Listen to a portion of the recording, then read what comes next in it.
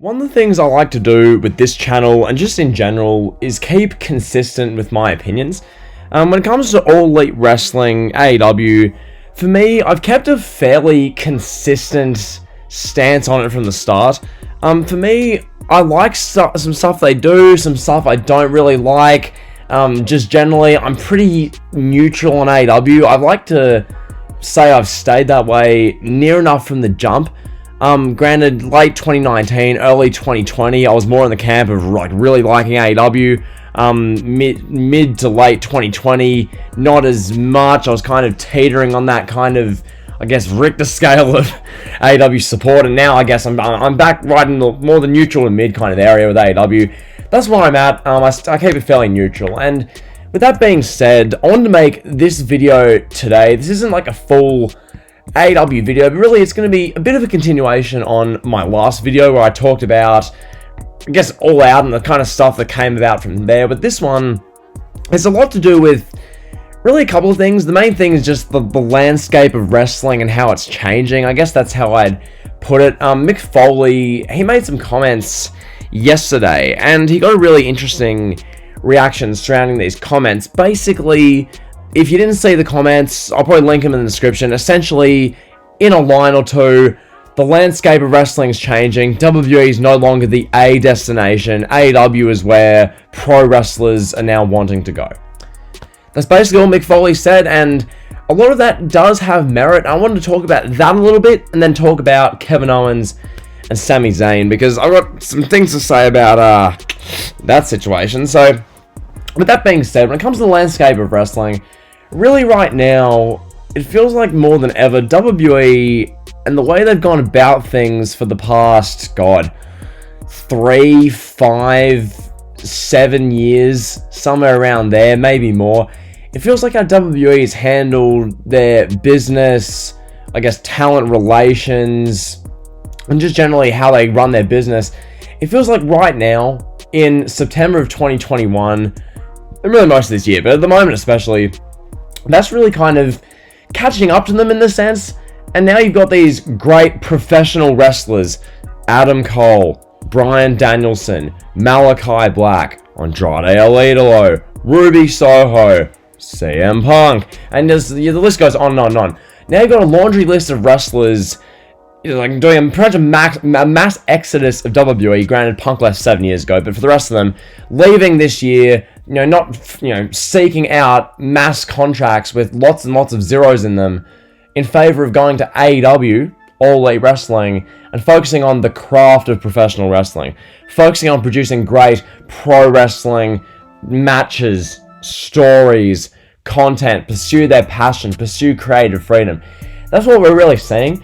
And in that sense, what Mick Foley said wasn't horribly wrong. And I guess, really, to me, that statement, like, I don't fully agree. To me, I see it this way.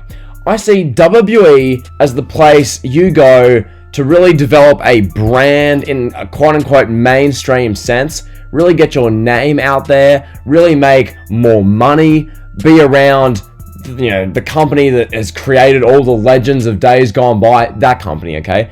That's WWE. They're the big-time, colossal business conglomerate machine that everyone associates with wrestling. That's WWE. Meanwhile, AEW, I think in the last video I used the term super indie, something like that. Basically, AEW is like Ring of Honor 2009, only much higher production with a much more stacked roster and more creative freedom and just generally more eyeballs on it. That's basically what it is. So essentially, you've got AEW, which is peak indie, peak pro wrestling, so to speak, and WWE is basically a sports entertainment business conglomerate. That's pretty much how I assess it.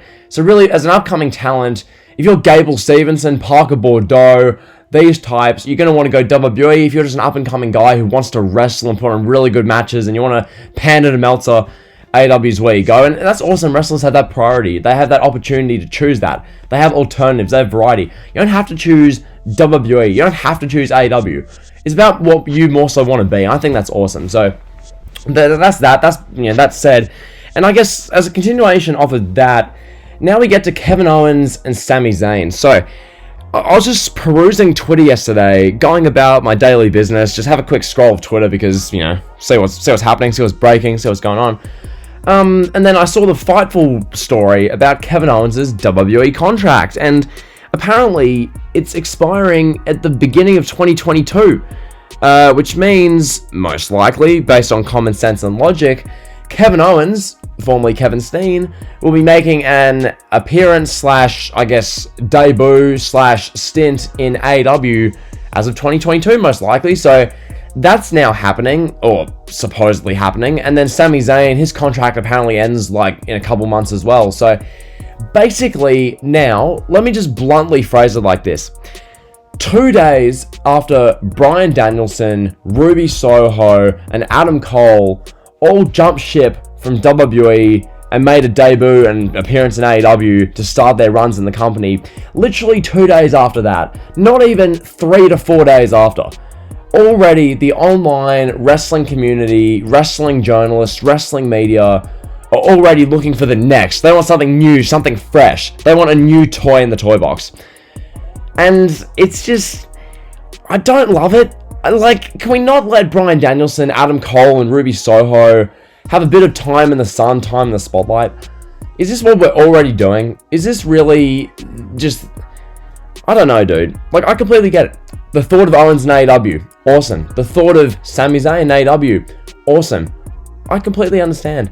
But we haven't even seen Adam Cole, Daniel Bryan, and Ruby Soho in AEW for more than literally one appearance at All Out each.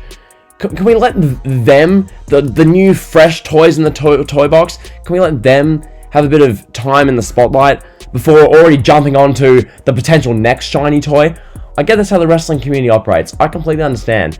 But it's just like, can we be happy for more than, I guess, 1 to 3 days about something before we just move on to the next shiny new toy? Can that not be how we operate? Like, I get this is the social media day and age. This is the day and age with TikTok where you see something, have instant gratification, like it, move on to the next thing, and you keep going next. And that's really what AEW's got with this, I guess, influx of talent situation. You know, we want Bryan Danielson, we want Adam Cole, we want this, we want that. You get him within 2 days. What's next? You know, I want Owens, I want Zayn, I want Bray Wyatt apparently. Which, this one, really quickly, Bray Wyatt, as Bonafide Heat brilliantly stated on Twitter, is a 4-time winner of the Wrestling Observer Worst Match of the Year award. He's a 2-time winner of the Worst Gimmick award. Bray Wyatt, in the, I guess, AEW elitist, Wrestling Observer fan base type, capacity type vicinity, Bray Wyatt, for about the better part of the past half decade to decade, has been public enemy number 1. Bray Wyatt's as unpopular as it gets amongst these people because he's too corny, too cliched, supernatural, gimmick doesn't work, ill, Bray Wyatt can't wrestle, his matches are all the same. Now, Bray Wyatt, he's a new shiny toy. He could be another toy in Tony Khan's toy box. He's another potential superstar for Tony Khan to add to the roster, to add to the WWE roster. So, it waits to be seen, it really does. But generally speaking, just to wrap this video up, wrestling for the next year or so is going to be fascinating. Who Tony Khan adds to his toy box next, it really does leave a lot to be considered and pondered. How he uses his new toys, Bryan, Cole, Soho, and really CM Punk as well.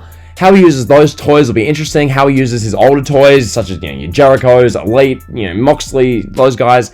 That'll be interesting as well, and how WWE handle it, how WWE go about their business, what WWE do, what their business model is. I've seen someone say WWE's catering for the next 10 years, AEW's catering for the now. I don't know about that. It waits to be seen. We'll see in due course. But yeah, interesting little discussion. Just want to have this one today. So yeah, if you enjoy the video, like, comment, subscribe, and drill. See ya.